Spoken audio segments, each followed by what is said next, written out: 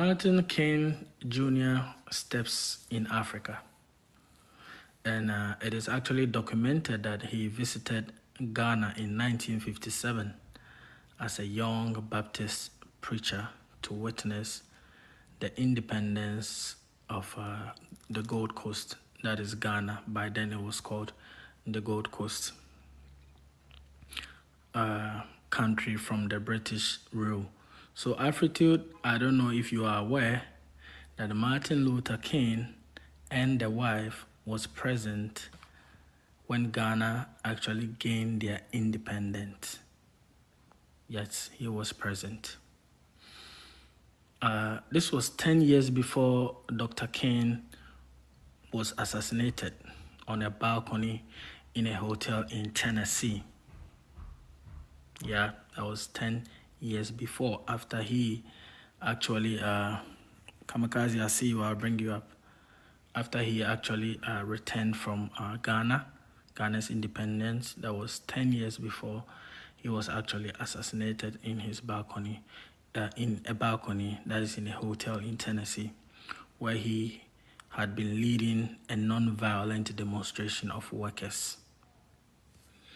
It is important to acknowledge that Dr. King's idea of non-violent demonstration to end the struggle for freedom for African Americans emerged out of his witnessing of Ghana President KWAME Nkrumah. Do you understand? I will take it back. Kamikaze, you can come and sit.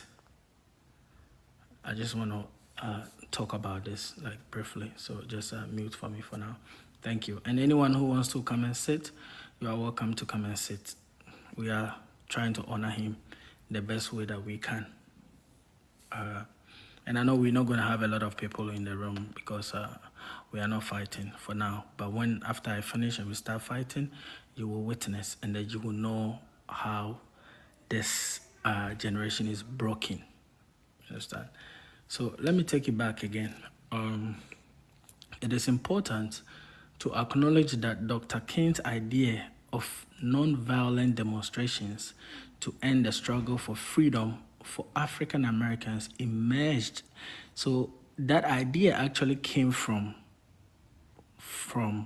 witnessing the Ghana's president KWAME Nkrumah successfully bringing independence to his people without violence.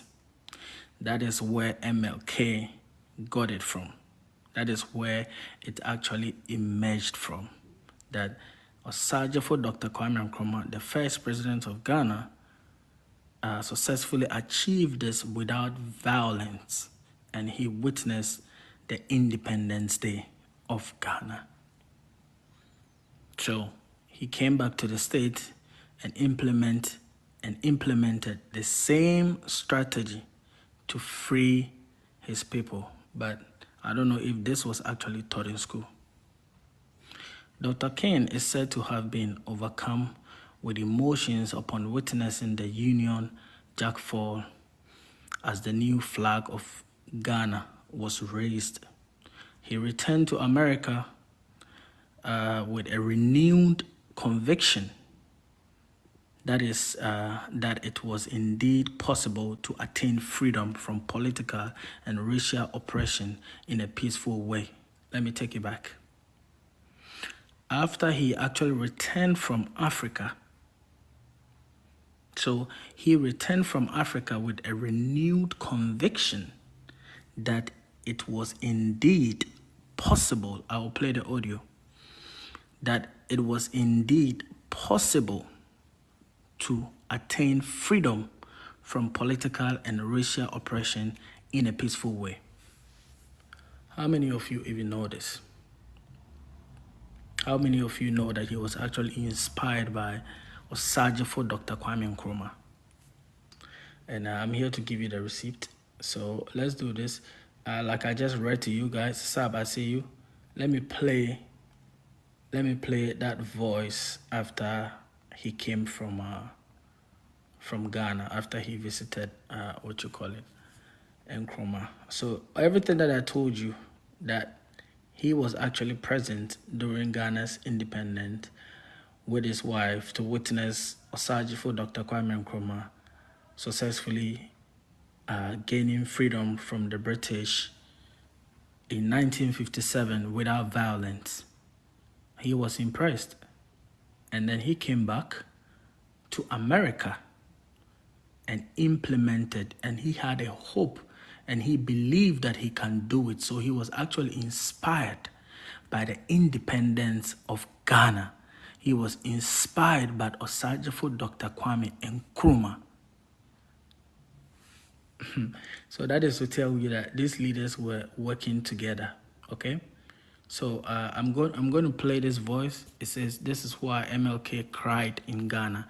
He actually cried in Ghana, and I want you guys to listen to this audio. Thank you for those who are staying with me. Yeah, just stay with me. Let's honor this man. Then we will have a conversation. A new nation being born, and when Prime Minister Nkrumah stood up before his people out in the polo ground and said, "We are no longer a British colony, but we are the free, sovereign people." All over that vast throng of people, we could see tears. And I stood there thinking about so many things. Before I knew it, I started weeping. I was crying for joy. I knew about all of the struggles and all of the pain and all of the agony that these people had gone through for this moment. After Nkrumah had made that final speech, it was about 12:30 now. We walked away. We could hear little children, 6 years old, and old people, 80 and 90 years old, walking the streets of Accra, crying, "Freedom, freedom." They were crying it in a sense that they had never heard it before. And I could hear that old Negro spiritual once more crying out, "Free at last, free at last, great God Almighty, I'm free at last." They were experiencing that in their very souls. And everywhere we turned, we could hear it ringing out from the housetops. We could hear it from every corner, every nook and crook of the community. This was a... Okay. Yeah, I know what you call a kamikaze. You might not have heard it before because some of these are not being taught.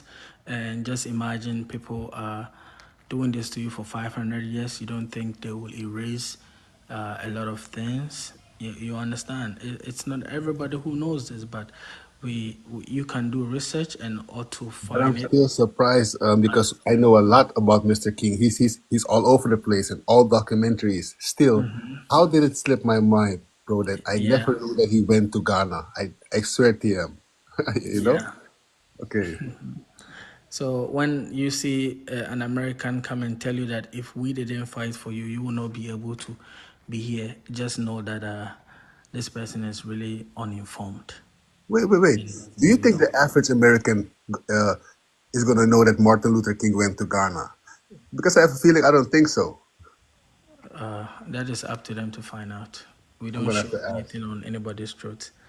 Learning is very important, and looking for all these things is very important. So, like I said, see, we are here to educate. We are not here to enforce. We are not here to lie. You understand? Let those who have ears listen, and those who don't have ears, just allow them. I'll be taking you into something right now that will shock you. I'm about to shock you, what you call it, kamikaze. But then the world is the way it is today is because people are refusing to do the research. People are refusing to listen to these leaders' speech, but rather they run off on some link, Google search by European. You understand what I'm saying? That is why it is the way it is today, just to confuse the people. But then, like I said, from today going, I will not do any research with any European site. I'll be reading the books of Kwame Nkrumah. I'll be listening to them. I'll be listening to what you call it, all of them, because they've been saying this for years. But we as black people, we like to read the white man's propaganda and use it to fight. You understand? I would rather prefer listening to them. Where are you from? Mendez, I'm from Ghana.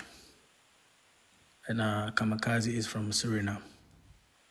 So where did I? So let me just put it like, let me put it together. So everything I said basically is trying to tell you that Martin Luther King and the wife was in Ghana during Ghana's independence in 1957. Okay, in 1957, he was in Ghana to witness, and he cried and he explained everything that just happened. It was surprising, even me as a Ghanaian being in school, learning about our independence, there was nowhere that it was mentioned that Martin Luther King and the wife was present.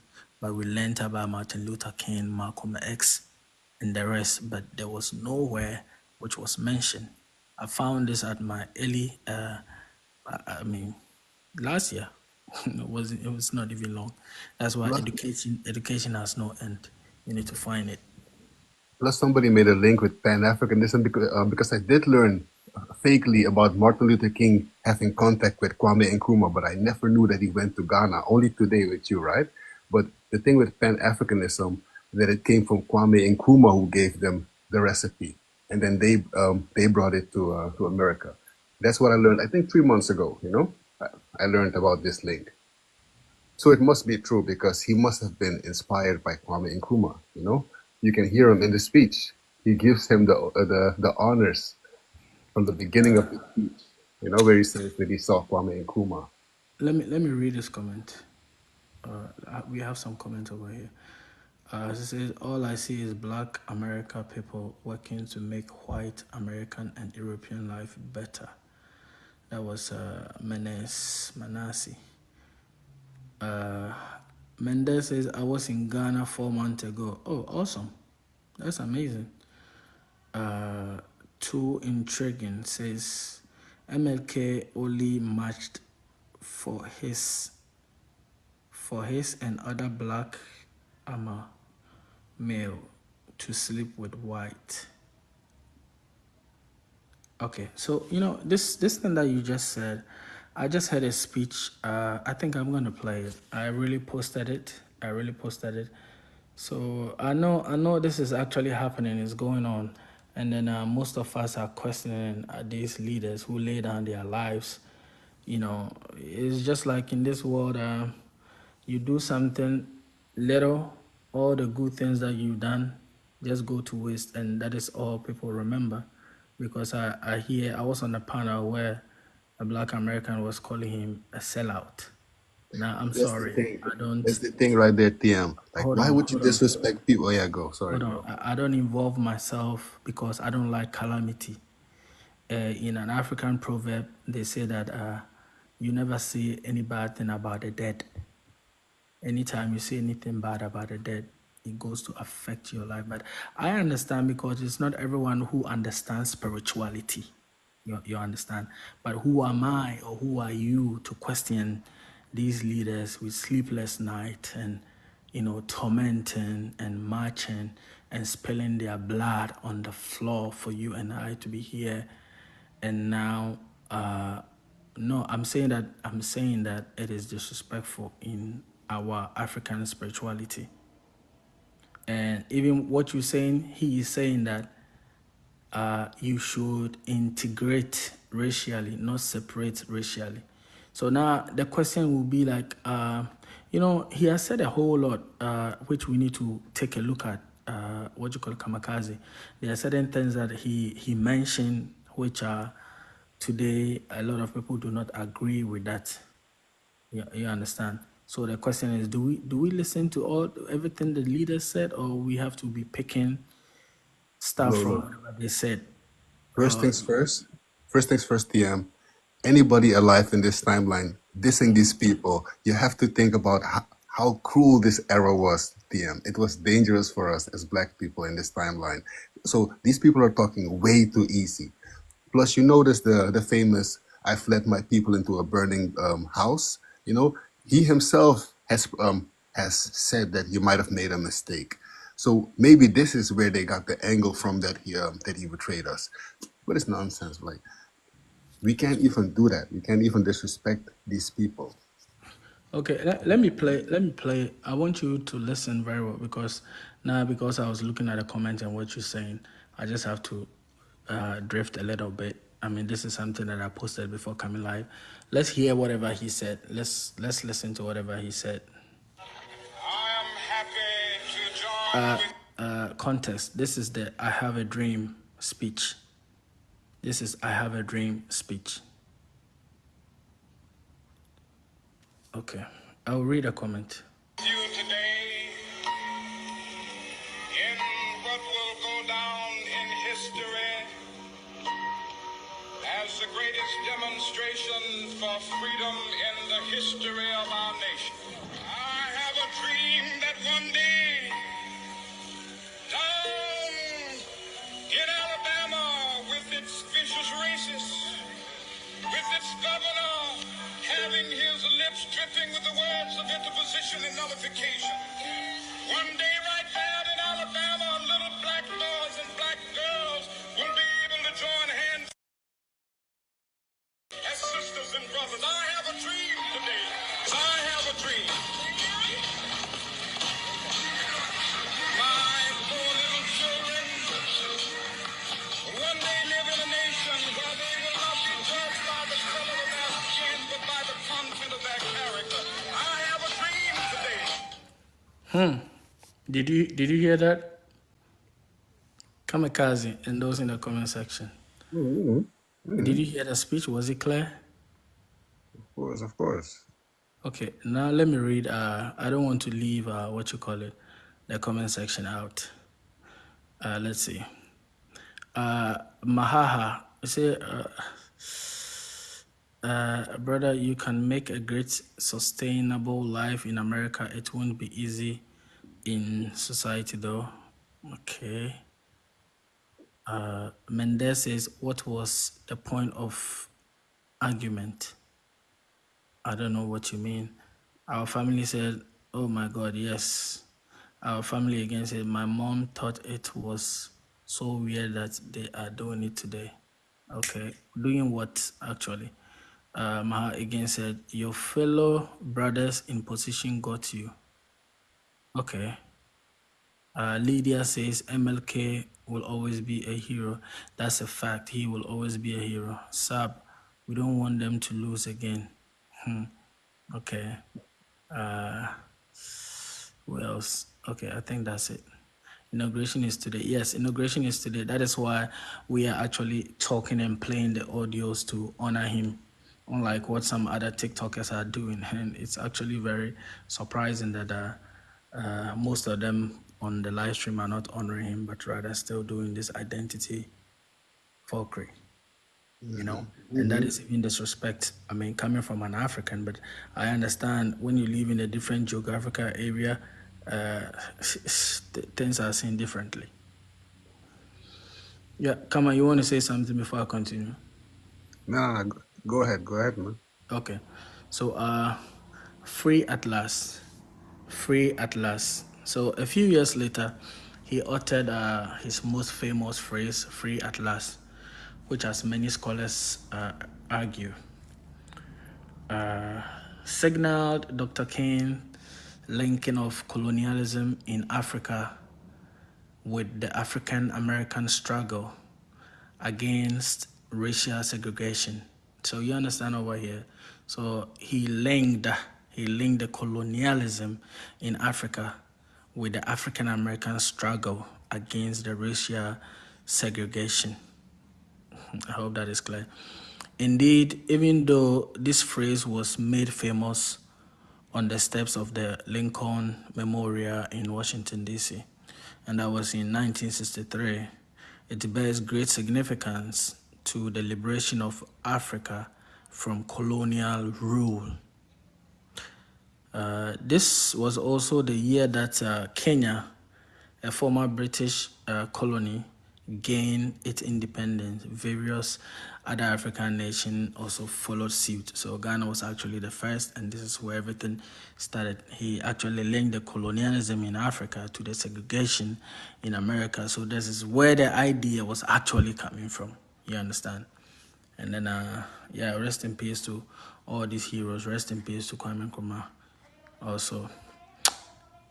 It was during these trips that the civil rights activists would reportedly be astonished to witness black people governing themselves and building their own nations independently.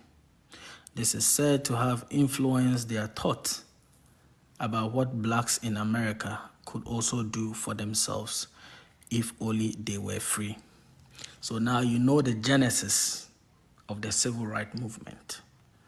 But these are something that they will not tell you, and these are something that people will not be happy for you to say it, but you need to understand that the truth will always defeat the lie. No matter what, the truth will always defeat the lie. So basically, everything that I just said is simple. It was Kwame Nkrumah. It was the independence of Africa. It was comparing the colonialism and the segregation in America that gave him the zeal, that gave him the strength that it is possible to go and do it in America. And he did it. So that is where he actually gained the inspiration from. So that is to tell you that our leaders were working hand in hand. They were joining minds together, and it's not like what we are seeing today. Because the generation of today know better than an era that they have never lived in.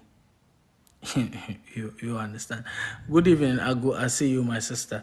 Today is very calm and very quiet. We're just trying to honor this man, and then after we will get into some of the quotes. There's a lot of challenging quotes that we will dive into it, and then be very careful as we move forward. Now I want to play this speech, which is very important, and also which will be the reason why I am saying that not all skin folks are kin folks. And I believe we hear this all the time. We hear this all the time, and how dangerous it actually is. And this speech is very important, and I want you guys to listen carefully. Just listen to this speech word for word. You know, several years ago, I was in New York City. It was a dark Saturday afternoon. The minute black woman came up, the only question I heard from her was, "You Martin Luther King?" And I said, "Yes." The next minute, I felt something beating on my chest. Before I knew it, I had been stabbed by this demented woman. Okay. Now we are going to take this back. And I think in history, we have our own people trying to destroy us, right? That is why it is very important not to bring just anyone along just because they look like you. Osajifo, Dr. Kwame Nkrumah, all these leaders, Gaddafi, all these people, how did they get to him? Even now, Ibrahim Traore, how were they trying to get to him? You understand what I'm saying? But he said demented woman. Was this He woman said mentally ill? demonic. He said demonic. So I'm taking it back. Just listen once again. Let's go. You know, several years ago, I was in New York City. It was a dark Saturday afternoon. The minute black woman came up, the only question I heard from her was, "You Martin Luther King?" And I said, "Yes." The next minute, I felt something beating on my chest. Before I knew it, I had been stabbed by this demented woman. Demonic woman. That blade had gone through and the x-rays revealed. The tip of the blade was on the edge of my aorta, the main artery. And once that's punctured, you're drowned in your own blood. That's the end of it. It came out in the New York Times the next morning that if I had merely sneezed, I would have died. After my chest had been opened and the blade had been taken out, from all over the states and the world, kind letters came in. One of them I will never forget. I had received one from the president and the vice president. I've forgotten what those telegrams said. I received a visit and a letter from the governor of New York, but I've forgotten what that letter said. But there was another letter that came from a little girl. Said simply, "Dear Dr. King, while it should not matter, I would like to mention that I'm a white girl. I'm simply writing you to say that I'm so happy that you didn't sneeze." And I want to say tonight that I too am happy that I didn't sneeze, because if I had sneezed, I wouldn't have been around here in 1960. And students all over the South started sitting in at lunch counters. And I knew that. Okay, let me pause it now. We have Isaac over here, Kamikaze. What did you hear? What do you make of it? Miss Leila. I see you, Miss Leila. How are you? My dear sister. Yeah, Kamikaze, are you there? And those in the comment section. Adeline, I see you. Yeah, I've actually seen this in a documentary a long time ago, you know? And this woman actually did that. But I do think he says demented. I'm not demonic. I think this woman had psychological problems. But at the same time, you're right. Like almost one of our own. You guys want to make excuse for everything. That is why this generation will No, no, perish. no, no, no. I'm telling My you. bad. No, I'm serious. This generation will perish if we don't take care and we don't stop the excuses. You understand? This is what you call it, something that has been happening to almost all our leaders. It happened to almost all our leaders. But There's Malcolm always was an the insider. overwhelming one. Malcolm was overwhelmingly There's always them. an Like, insider. That is why you cannot bring everybody along. That is why we need to change the ideologies of Pan-Africanism. The lady was later arrested. Her picture is there, but I've forgotten her name. Everything I'm playing is a video. Her picture is there, but I just don't want us to emphasize on it. But we are using it to learn, to understand. You get what I'm saying? So not all skin folks are kin folks. You have to be very careful. Let me continue. As they were sitting in, they were really standing up for the best in the American dream, and taking the whole nation back to those great wells of democracy, which were dug deep by the founding fathers in the Declaration of Independence and the Constitution. If I had sneezed, I wouldn't have been around here in 1961 when we decided to take a ride for freedom and ended segregation in interstate travel. If I had sneezed, I wouldn't have been around here in 1962. When Negroes in Albany, Georgia decided to straighten their backs up. And whenever men and women straighten their backs up, they are going somewhere, because a man can't ride your back unless it is bent. If I had sneezed, I wouldn't have been here in 1963. Black people of Birmingham, Alabama, aroused the conscience of this nation, brought into being the Civil Rights Bill. If I had sneezed, I wouldn't have had a chance later that year in August to try to tell America about a dream that I had had. If I had sneezed, I wouldn't have been down in Selma, Alabama to see the great movement there. If I had sneezed, I wouldn't have been in Memphis to see brothers and sisters who are suffering. I'm so happy that I didn't sneeze. Like anybody, I would like to live. But I'm not concerned about that now. I just want to do God's will.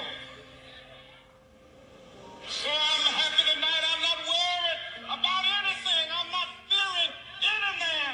Mine eyes have seen the glory of the coming of the Lord.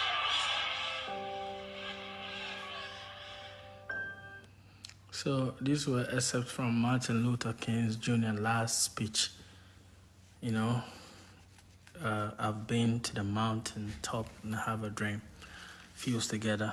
again, I just need to stop this because I see a lot of you coming to the room right now. So we honor this man, and then may he continue to rest. And I believe we heard all the tapes, we heard all the audio, if you were here in the room. So yes, that is how come civil rights movement came. So if you meet anyone who point at you and say, if we didn't fight, you will not be here, just know that they are misinformed. And I also say this, I don't think any of you Africans will tell anyone that if we didn't fight for independence, you will not be here. You didn't fight, you and I didn't fight. It was them who fought. And they didn't fight for us to stop, or they didn't fight for us to come and fool. They fought for us to come and continue. So if you listen to the pledge of Ghana, there's a phrase that says, it is in tree. Have I forgotten? It says, Mojana yenananom. It means the blood of our ancestors. Shegu mayeno. The blood of our ancestors which was poured on the ground. Just because they want us to come and let me say it all in tree and say all in English. Mojana yenananom shegu. Mojana, Lord of mercy. Kai, I cannot forget. Mojan, yeah, our national anthem. Can you sing it, Alphabet?